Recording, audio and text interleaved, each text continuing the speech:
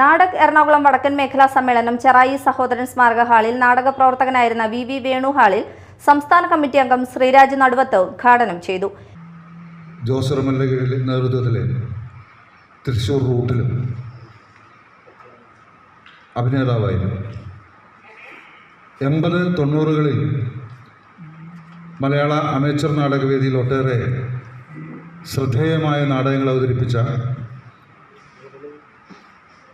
അങ്കമാലി ശില ആർട്സിൻ്റെ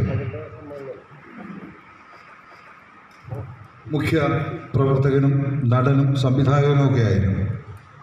ഗോതകക്കാത്ത്, commander Pep, ക്രൂശിതരായ പന്നികൾ, മനുഷ്യനപ്പം കൊണ്ട് മാത്രമല്ല മരിക്കുന്നത്, പ്രവാചകന്മാരെ കല്ലെറിയുന്നവർ തുടങ്ങി ഒട്ടേറെ നല്ല നാടകങ്ങൾ അവതരിപ്പിച്ച ഗ്രൂപ്പാണ്.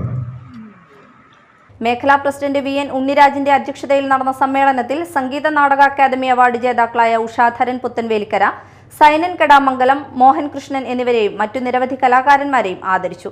ജില്ലാ പ്രസിഡന്റ് മോഹൻ കൃഷ്ണൻ, ജില്ലാ secretary Shabu K Madhavan, AH Shanavas, Vineetha Cholayar എന്നിവർ സംസാരിച്ചു. തുടർന്ന് മുരളി പുതുവൈപ്പും മുരളി നടുതോപ്പിലും ചേർന്ന് അവതരിപ്പിച്ച പണിമുടക്ക് എന്ന നാടകവും അവതരിപ്പിച്ചു.